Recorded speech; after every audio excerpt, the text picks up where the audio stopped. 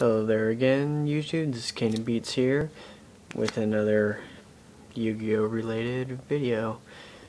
And heck, this is a new deck that I've been thinking about, and it's with an old engine that I'm really familiar with and I still run to this day. It's just been on the side for a little bit because I've been working on it. And today I'm going to be showing you guys my Zombie Exceed deck. So it's a really fast deck.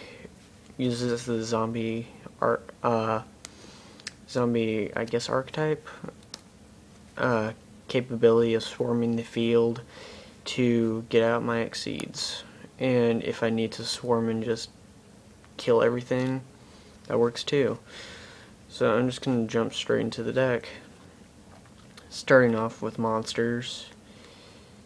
Of course, you're going to have 3 Zombie Master. He is the engine of the deck. He is uber broken in this. He special summons all your zombies from the graveyard. And he just makes everything so fast. This is the Recruiter of the deck, which Pyramid Turtle is just ridiculous. It special summons all zombie monsters in this deck, because they are all below 2000 defense or less, so that's just awesome. Then you got Shooting Doji for draw power. Basically, once per turn you choose to activate one of the effects. First effect being you can remove 2 zombie monsters from your graveyard from play to draw 1 card. And the other one is to select and return 1 removed from play zombie monster to the top of your deck. So it's in great loop with Mizuki, which is limited for a great reason. And basically, when he's in your graveyard, banish him, special summon any zombie monster from your graveyard. What the hell? That's really gay, but that's awesome in general. Then you also got Spirit Reaper for just poking the heck out of your opponent, for Dino Rabbit, whatnot. Helps get out the rank 3s, and just a great wall. Then the famous Zombie Lock card, which is freaking Soul Absorbing Bone Tower. The old zombie build that I used to run was Zombie Mill, and just absolutely this card was amazing. Basically, your opponent cannot select this card as an attack target while you have other zombies on the field, and every time a zombie monster is special summoned, your opponent has to mill 2 cards off the top of their deck. So it's a great card to add in this deck if I need to stall and hurt my opponent. And it's good for making rank 3s. So, great. We'll set up right there. I got 1 Vampire Lord. This is, I guess, a little bit controversial, but he's always been one of my favorite cards. And if he inflicts battle damage, basically you declare a either monster card, spell card, or trap card. Your opponent has to remove one of those cards from their deck and send it to the graveyard. So it thins out your opponent's deck to where it gets closer to them decking out, I guess. But main reason why I get him in here is because he can I can special summon him to make rank 5s. And he's awesome, just look at him. Looks intimidating. Then next we got another broken card, which is Ill Blood, and just ridiculous little Gemini monster. And once per turn you can special summon any zombie monster in your graveyard. And heck, but if he's destroyed, all monsters special summoned by his effect are destroyed also. But he's a great card in this deck, and he speeds up the swarm capability. That's it for the zombie monsters. Quite a bit there. Next, we got 2 Card Trooper for added milling effect, draw power, and becoming a 1900 beat stick, and also making rank 3s. Sangan, self-explanatory staple, search out a lot of the stuff in here. Tech card that I'm running is 2 Gaga Magician. This is awesome because if I have him on the field, just select any other monster on my side of the field, his level becomes that. And yeah, it's really gay because I have level 3, 4, and 5, so I can make a lot of stuff. He gives me so much options, and he could end up saving me in the game. So, awesomeness. If you're running zombies, you're going to be running Dark Arm Dragon because a lot of them are darks.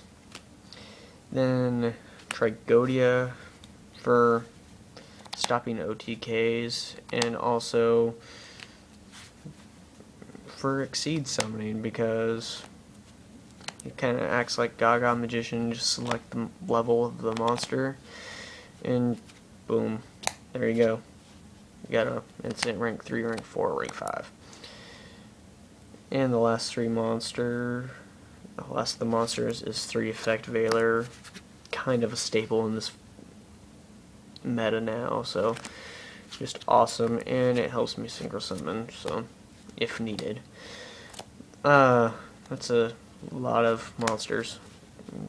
Around 23, I think. Yeah, around 23, 24, somewhere in that range. Going to spells.